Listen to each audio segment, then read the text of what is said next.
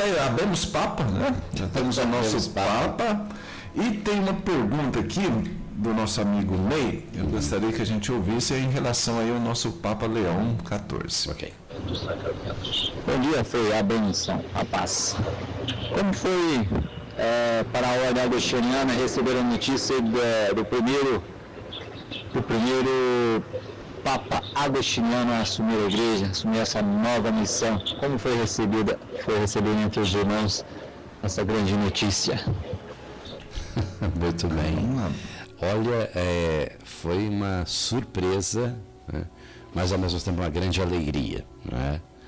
Nós estávamos, claro, unidos a toda a igreja, rezando pelo Santo Padre, por quem seria. Sabíamos sim do cardeal Prevost que estava, né, no conclave, mas acho que a gente não imaginava, né, que fosse eleito. Inclusive porque muitas vezes a gente tem que entender, né, que é Deus que escolhe, né? Então, assim, ele não aparecia entre as previsões, né, de papáveis, né? Mas aqui se confirmou aquela verdade, né? Quem entra papa num conclave sai cardeal, ou seja, não é nunca aqueles que nós estamos apostando, né? Deus nos surpreende sempre. Mas foi uma grande alegria, né? É o primeiro Papa agostiniano, assim, confrade, né, da Ordem de Santo Agostinho, e é um sinal de muita felicidade e alegria. Veja que detalhe interessante, ele é agostiniano, ele é o segundo, né, automaticamente também é daqui da América Latina, assim como foi Francisco, da Argentina, da América Latina. O cardeal Prevost, ele é estadunidense e ao mesmo tempo ele tem a nacionalidade peruana, né? Então logo em seguida, né, dois papas que conhecem a América como um todo, né, o continente americano, né? Então isso é uma coisa muito bonita. Dois religiosos, antes o Papa Francisco era jesuíta, agora um agostiniano. Olha, é um momento de muita graça para a igreja, muita felicidade. Então é um sinal de esperança e a gente está observando algo, né? Que ele tem falado muito de Santo Agostinho, né? Aqui a gente vê tão fortemente essa espiritualidade presente, né? Também Bento XVI, embora Bento XVI fosse diocesano como padre, né? Mas tinha uma grande admiração por Santo Agostinho, né? Nós sabemos disso, né? Então ele também citava muito o Santo Agostinho. Agora nós temos um Papa agostiniano também para colocar Santo Agostinho aí, né, em destaque, né? E então acho isso muito bonito, muito enriquecedor, tá? A André falou para o senhor convidar o Papa para vir aqui na capelinha. Convidar pode. Convidar pode. É outra história. Quem sabe já que vier no Brasil, né? Tudo é possível, né? Mas é pequeno aqui. Frei, outra pergunta que eu gostaria de falar para o senhor aqui, sim, em relação também aí ao Papa, né? Muitas pessoas fazem comparações aí, né?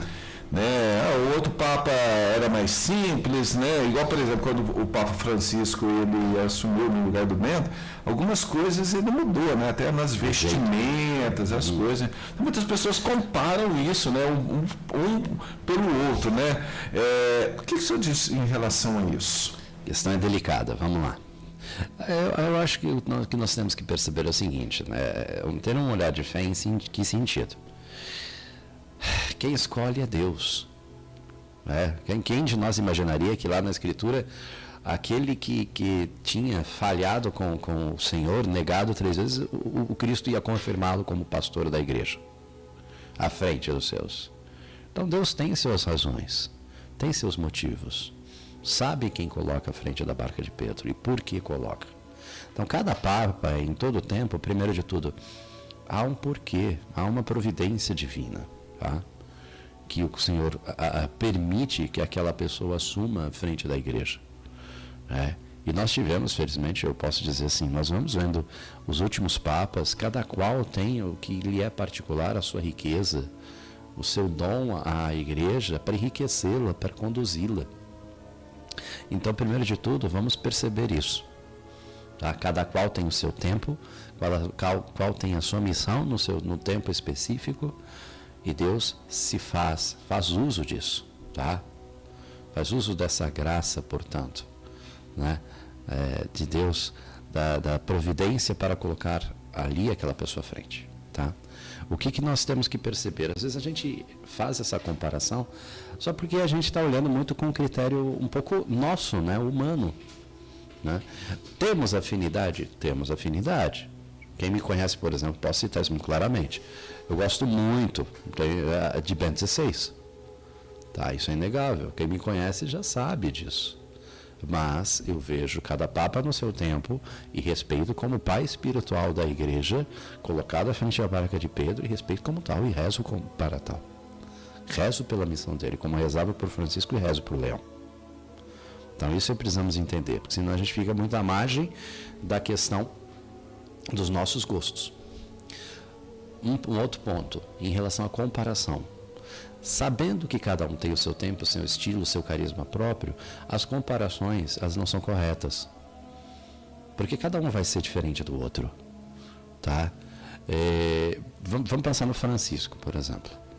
Ele teve, sim, o seu jeito, mas veja bem, ele assume o nome de Francisco. Então, assim, você já vê um projeto de vida a partir desse nome, porque o nome do Papa significa algo muito importante.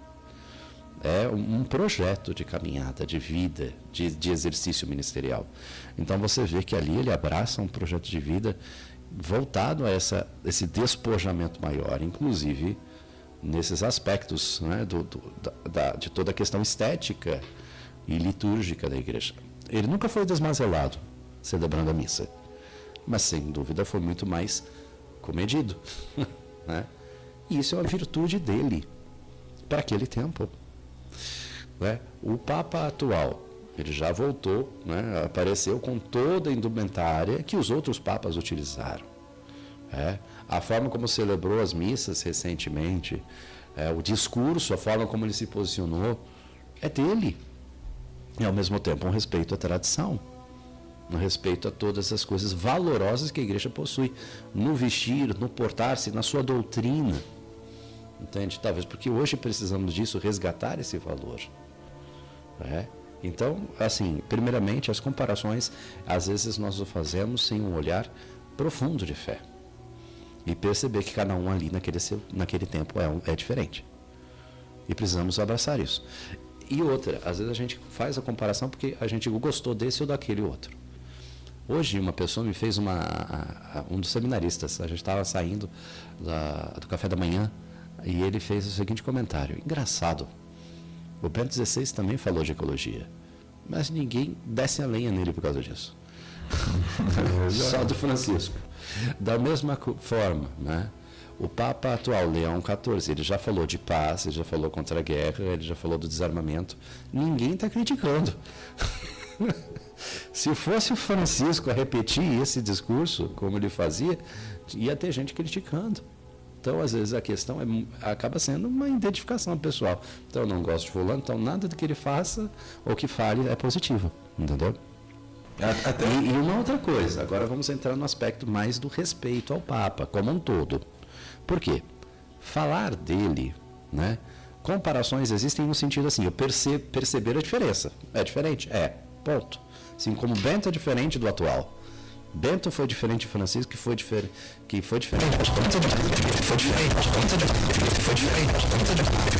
Tem como, tá? É fato, né? Agora, falar mal do sucessor de Pedro, aqui é uma questão muito delicada. Por quê? Por causa de entendermos o lugar, né, que ocupa como vigário de Cristo na Terra. Santa Catarina de Sena chamava o Santo Padre Papa de o doce Cristo na Terra. Olha o respeito. E Santa Catarina viveu num período difícil da igreja, tá? São Padre Pio foi perseguido pela própria igreja e por bispos, padres e bispos. E aí, se você falasse mal de um padre ou um bispo do lado de São Pio de Pietrelcina, que você levava uma na cara. Entendeu? Mesmo. Entendeu? Então, assim, o que essa pessoa foi investida do ministério exige respeito. Exige esse cuidado, entendeu? E que Pedro, que nós vemos, né? Que é Cristo que o confirma, é Cristo que o coloca. E olha só, a gente celebrou a eleição do Papa Leão XIV se deu entre dois, é interessante, né? Entre dois evangelhos muito interessantes nos domingos, no domingo do terceiro e no domingo do quarto da Páscoa. No terceiro, que foi anterior à eleição, nós ouvimos o discurso de Pedro, de Cristo, que chama Pedro para amá-lo e confirma para pastorear a igreja. Na semana seguinte, após a eleição, nós ouvimos agora o discurso dos pastores, o bom pastor Jesus Cristo, para rezar pelos pastores. Será que a providência não está falando nada para nós, não? Presta atenção nisso, né? E também, aqui eu falo, vou citar uma coisa, né? O cânon da igreja, 209, que estabelece que todos os fiéis têm o dever de respeitar e obedecer ao Papa, que é chefe da igreja. 218 afirma que todos têm o direito de se expressarem livremente sobre questões da igreja, mas com o dever de fazê-lo com sabedoria e respeito. Entendeu? E aqui que está o ponto. Muita gente o faz sem esse cuidado, de forma leviana. Isso é delicado. E, inclusive, a igreja também, no cânon 1361, estabelece sanção para quem cometer um crime contra a igreja, inclusive contra o Papa. Né? Há risco até de uma penalidade grave quanto uma excomunhão. Então, todo cuidado no como a gente se posiciona frente à igreja, frente ao Papa. Qualquer apontamento ele tem que ser feito com o devido respeito, com o devido cuidado, tá? E também por outro fato, né? É fácil falar do Papa, mas não deve ser fácil ser o Papa. Não é, não. Entendeu? Meu pai. Então, dá muita sabedoria, muito discernimento mesmo, porque, ó... Mas agora, só um comentário, eu acho muito legal. Realmente eu vejo uma coisa que me chama a atenção, de forma muito positiva, no Papa Leão, por essa herança agostiniana, que a gente vê já nos seus discursos, mas eu acho que ele ele traz em si um ponto de equilíbrio. Eu ouvi isso, não lembro onde, mas de uma continuidade e descontinuidade. Acho que foi até numa entrevista com um dos cardeais brasileiros. Continuidade o quê? Tem coisas que você percebe que ele traz. Ele vai falar da doutrina social, da dignidade humana, né? Ele viveu muito tempo no Peru, então tem toda a questão da missão, da pobreza. Você pode observar que ele traz isso tudo. É uma continuidade com aquilo que trazia Francisco. Há uma descontinuidade, por quê? Daquilo que é próprio. Algumas preocupações, um modo de exercer, o modo de se apresentar, a forma como ele prega. Ele não prega espontâneo, você vê que ele está com um discurso escrito. Já na primeira aparição ele tinha alguma coisa escrita. Entendeu? Então já você vê que caminha por aí. É diferente, é uma descontinuidade. E por quê? Porque é um equilíbrio.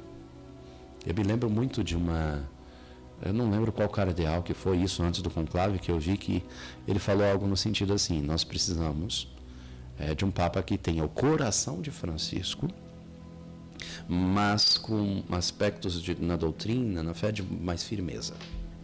Algo nesse sentido. Então me parece que a resposta a essa fala desse cardeal, né, ecoa na pessoa do Leão XIV. Porque a gente vê algumas notícias aí de sites, né, que falam que o Papa agora esse Papa vai liberar algumas coisas, e falam em relação até às mulheres, né, em termos de mulheres, de bênção de casais do mesmo sexo. Então, assim, levando para um lado assim que fala assim, não, esse é o Papa que estava precisando, né? É o Papa que o mundo quer que seja, né? Sei. Mas assim, e a gente tem visto também, né, nos últimos Papas, né, Frei, que também assim, mais antigamente, praticamente quase todos os Papas eram italianos, né? Muitos. Eu não sei se, pelo menos São João Paulo II, eu não sei se o João Paulo I ele é italiano. Italiano. Então, de São João Paulo II para cá, foi polonês, foi alemão, foi agora argentino, foi agora Americano e peruano, né? E peruano, exatamente. Olha só. Como que é as coisas que na igreja, realmente o Espírito Santo é algo que... Tá faltando um brasileiro? Tá faltando um brasileiro. Tá Sabe faltando. Eu li essa semana que no conclave do João Paulo II, acho que foi o cardeal Loscheider, ele tinha alcançado a maioria dos votos, mas ele não aceitou. Sério? Sim. Olha, Entendeu? Ia ser um brasileiro, se ele aceitasse. não quis. Questões pessoais, porque você é chamado, mas é claro, você não é obrigado. Sim, você não é obrigado. Tá certo. Porque aqui entra outra questão. Como eu mencionei, a gente pensa o papado como status, como poder. Não é isso, não. Agora é uma vida. Vamos dizer, é muita bucha que pega, né? Sim, mas não só assim, por isso. vamos falar assim, porque é muita coisa, porque é o mundo, né? É o catolicismo no mundo inteiro, né? Tem que saber lidar com isso, aquilo, né? Saber o que fala, o que não fala, como que fala. Não é fácil, não, viu? Não só por isso, mas começa a pensar, você vai lá para um conclave achando que você vai voltar para sua casa, próximo dos seu trabalho, que, sei lá, no caso dele, né, 69 anos, daqui a 5, 6 anos se aposentaria, né, pelo menos no sentido assim de funções administrativas, né, na igreja, que sendo bispo continuaria a celebrar a missa, tudo, mas, né, da parte mais burocrática deixaria de lado, não teria que lidar com esses problemas. Sim. E de repente tua vida muda totalmente. Você vai agora doar-se até o fim da sua vida, o quanto aguentar, né, como a maioria dos papas, né, um ou outro, que a renúncia é um caso excepcional, né? E na história da igreja são poucos, né? E dentro de onde ele pisava vai ter uma multidão atrás. E você não espera que você vai ser eleito e de repente fala, é você. Aí você fica, ai meu. Não imaginava isso, né? Porque às vezes você pega você lá de surpresa, foi você o escolhido, né? Aí agora. Mas aí, nesse sentido, vamos dizer assim, né, muda a vida, é uma doação, é uma entrega, um martírio, né? Agora, nesse caso aí que você falou de você, posso te garantir uma coisa, que quando começou a virar para o lado dele, já começou deve ter pensado já. Porque não é de um instante, né, que provavelmente que os nomes aparecem. Ele já teria até o nome, né? São várias votações, né, acho que os cardeais vão vendo, opa, tá indo mais para isso ou para aquele. Aí o cardeal que tá vendo que está crescendo para o lado dele já... porque ele já estava com o nome Leão. Já deve começar a pensar, né? Já estava com o nome, porque o tempo lá dele de anunciar 1 hora, máximo 2 horas, o nome Leão, né, 14, ele já tinha né? Não só isso, eu acho que dentro do próprio conclave, né, porque as votações logo de início elas não saem. Não vai ser na primeira votação. Muito raramente aconteceria uma coisa dessa, eu acho. Mas aí, assim, vai crescendo, né? Cada votação vai. Aqueles nomes vão surgindo. Ele já foi, mas não deu 2/3, né? Aí passou próximo. E aí né? fica, nossa, e agora? E se outros votarem? E se chegar a tanto? Eu vou ser eleito na próxima votação. Foi até Intervalo entre uma e outra, né? Foi até rápido, né? Então eu acho que a pessoa já deve pensar um pouco aqui no interior e agora. Né? Inclusive, e o nome é legal, o nome é legal. Olha, eu confesso que eu fiquei feliz. Forte. Esse nome é forte. Pela história, temos Leão Magno, o último Leão XIII. Leão XIII na questão da dignidade humana, da Rerum Novarum, viveu o processo todo da mudança, né? da questão da industrialização, né? De toda essa mudança. Então, as encíclicas, né? Ele trabalha muito esse lado das encíclicas sociais também. Foi um papado longo. Um dos mais longos. Não, 13. De 30 anos aí. Puxa. Entendeu? Mais que o João Paulo II. Mais que o João Paulo. Foi um papado longo, mas ele que traz muito isso, né? E como eu falei, o nome tem um projeto de vida. Então a gente já vê que ele se volta nas últimas declarações para a questão da dignidade humana, questões sociais, questão, né, da preocupação hoje de uma outra revolução, não a revolução industrial, revolução tecnológica. Né? Ele citou a inteligência artificial, por questões éticas. Falou até da liberdade da imprensa, né, de expressar também, ele comentou já sobre isso. Inclusive, assim, eu já sei, mas assim, a gente tem que chamar, né, a gente, é Leão 14 ou a gente já fala Papa Leão? Isso tem alguma coisa? Normalmente quando nos dirigimos de forma normal. Só na liturgia da igreja que você não fala o numeral. Entendeu? Você fala nosso Papa Leão. Tá. Entendeu? E assim como o bispo. Você não fala nosso bispo Dom Paulo. Você fala nosso bispo Paulo. Entendeu? Os títulos você não coloca. Tá? Mas é dentro da oração litúrgica. Normalmente a gente fala Leão 14. Tá. Bom, a Viviane aqui deu um comentário aqui, Frei, sobre isso. Ela falou assim, ó, só para complementar o que o Frei falou, importante dizer que as vestimentas e paramentos utilizados são da igreja, não foi gasto um centavo para comprar nenhuma veste ou paramento, visto que são da igreja e sempre estiveram disponíveis, e o Papa não é a continuidade um do outro, ou seja, ele não é sucessor do Papa Francisco. E não tem que haver nenhum tipo de conduta igual, parecida ou contínua. Ele é sucessor de Pedro, escolhido por Deus no momento em que ele aceita o cargo. Oremos por ele. Sim, exatamente. É fato, porque assim, as pessoas têm uma visão muito errada nessa questão da liturgia da igreja, das vestes e tudo mais, né? Por quê? É uma questão de uma tradição, já existe ali. Nós vemos fotos de papas usando vestes de outros. Então, assim, já pertence à igreja. Então, por quê? Eu vou deixar no armário. Exatamente. Então, assim, é delicado isso, né? É uma questão, como eu falei, é uma questão de estilo. Ninguém condena e nem deve condenar o Papa Francisco por um outro modo de vivência. Mas isso é uma coisa que ele já tinha antes. Se você observar o que ele já fazia, mesmo como arcebispo de Buenos Aires, né? Que era o estilo de vida mais despojado. Então, como que ele não levaria isso quando foi eleito Papa? Né? A mesma forma, agora, Leão XIV, né? O seu estilo é outro, a sua experiência, a sua espiritualidade, a sua formação filosófica, teológica vai por outro caminho. É dele. Né? E a gente tem que aprender a ver que Cristo colocou ali à frente, nesse tempo, por algo que é necessário a partir daquela pessoa. Entendeu? Tá certo.